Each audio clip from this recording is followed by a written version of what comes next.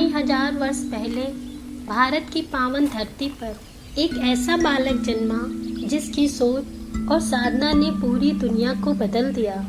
उनका नाम था सिद्धार्थ गौतम।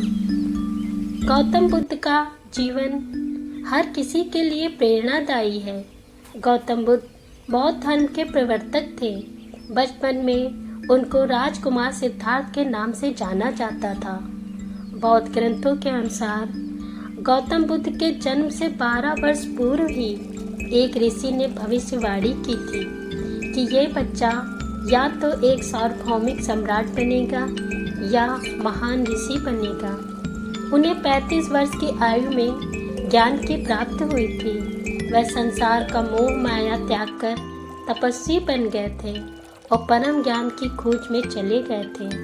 आइए जानते हैं कि राजकुमार सिद्धार्थ महात्मा बुद्ध कैसे बने। उनका जन्म काल। बुद्ध का गोत्र गौतम था। बुद्ध का वास्तविक नाम सिद्धार्थ गौतम था।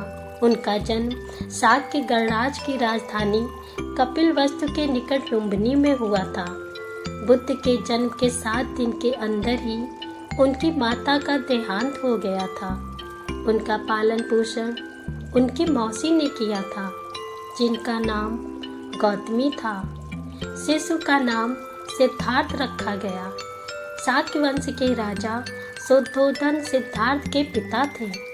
जब सिद्धार्थ का जन्म हुआ तो एक ऋषि ने भविष्यवाणी की कि यह बालक या तो एक महान सम्राट बनेगा या फिर महान सन्यासी। राजा शुद्धोधन ने तय कर लिया कि वो सिद्धार्थ को कभी दुख से रूबरू नहीं होने देंगे ताकि वो सन्यास की ओर न बढ़े। सिद्धार्थ गौतम राजसी विलासिता में पले बढ़े। बाहरी दुनिया से आक्रांत, ब्राह्मणों द्वारा निर्देशन, तीरंदाजी, तलवारबाजी, कुश्ती, तैराकी और दौड़ में प्रशिक्षित किए गए थे। कम उम्र में ही उनका विवाह राजकुमारी यशोधरा से करा दिया गया। दोनों का एक पुत्र भी हुआ जिसका नाम राहुल था।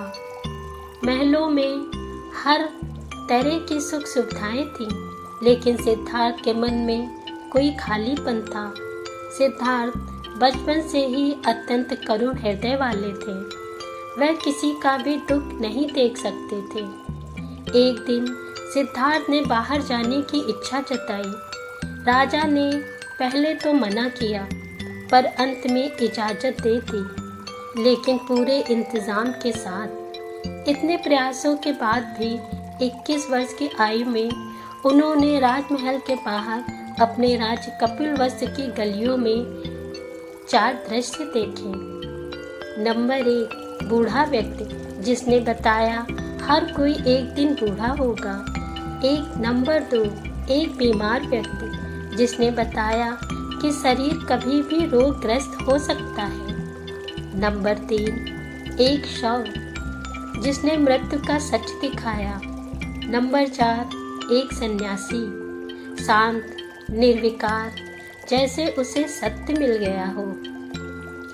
इन चारों दृश्यों को देखकर सिद्धार्थ समझ गए थे कि सबका जन्म होता है, सबको बुढ़ापा आता है, सबको बीमारी होती है और एक दिन सब मृत्यु को प्राप्त हो जाते हैं। उसी रात सिद्धार्थ का अंतर्मन कांप उठा। उन्होंने फैसला कर लिया, अब मुझे इस जीवन के दुखों का कारण जानना है, उनका हल ढूंढना है। इससे व्यथित होकर उन्होंने अपना धन, वैभव, राजसी जीवन, अपनी पत्नी, पुत्र एवं राजपाट का त्याग करते हुए साधु का जीवन अपना लिया और जन्म, बुढ़ापा, दर्द, बीमारी और मृत्यु से जुड़े सवालों की खोज में निकल गए। उनके ज्ञान की प्राप्ति। सिद्धार्थ ने अपने प्रश्नों के उत्तर ढूंढने शुरू किए। समुचित ध्यान लगाने के बाद भी उन्हें प्रश्नों के उत्तर नहीं मिले। फिर उन्होंने तपस्या भी की, लेकिन उन्हें अपने प्रश्नों के उत्तर नहीं मिले। इसके बाद कुछ और साथियों के साथ अधिक कठोर तपस्या प्रारंभ की। ऐसा करते हुए 6 वर्ष व्यतीत हो गए। भूख से व्याकुल मृत्यु के निकट पहुंचकर बिना प्रश्नों के उत्तर पाए उन्होंने समझा, अत्यधिक तप या भोग दोनों ही मार्ग सही नहीं है। उन्होंने चुना मध्यम मार्ग। वे कुछ और करने के बारे में विचार करने लगे थे।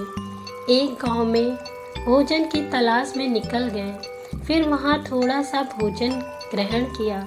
इसके बाद वे कठोर तपस्या छोड़कर एक पीपल के पेड़, जो कि अब बोधि वृक्ष के नाम से जाना जाता है, उसके नीचे प्रतिज्ञा करके बैठ गए कि सत्य को जाने बिना वहां से नहीं उठेंगे। रातें बीती, भ्रमों से लड़ते रहे। राक्षसी, मरीचाएं, डर, लालच सबने उन्हें विचलित करने की कोशिश की, लेकिन अंततः माना जाता है कि उस पूर्णिमा की रात उन्हें मिल गया ज्ञान, बोध, सत्य।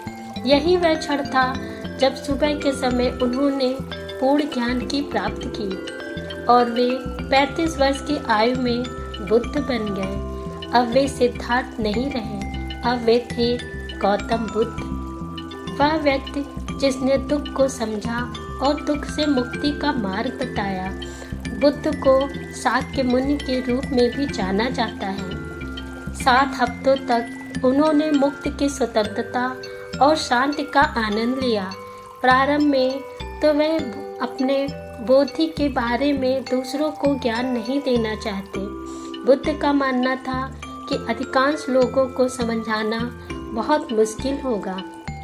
मानता है कि बुद्ध को स्वयं ब्रह्मा जी ने अपने ज्ञान को लोगों तक पहुंचाने का आग्रह किया। फिर वह इस पर सहमत हो गए। इसके बाद उन्होंने अपना पहला धर्मोपदेश उत्तर प्रदेश के वाराणसी के पास सारनाथ में पहले अपने मित्रों को दिया और धम्म चक्र को घुमाया, जो आज भी चल रहा है। गौतम बुद्ध की कहानी सिर्फ ज्ञान की ही नहीं, बल्कि त्याग, साहस और करुणा की भी है। उन्होंने दुनिया को दिखाया कि शांति बाहर नहीं, हमारे भीतर ही है। अगर आपको ये प्रेरणादायक कहानी लगी तो इसे लाइक करें, शेयर करें और हाँ, हमारे चैनल को सब्सक्राइब करना न भूलें, ताकि आप और भी जीवन को बदलने वाली कहानियाँ देख सकें। धन्यवाद।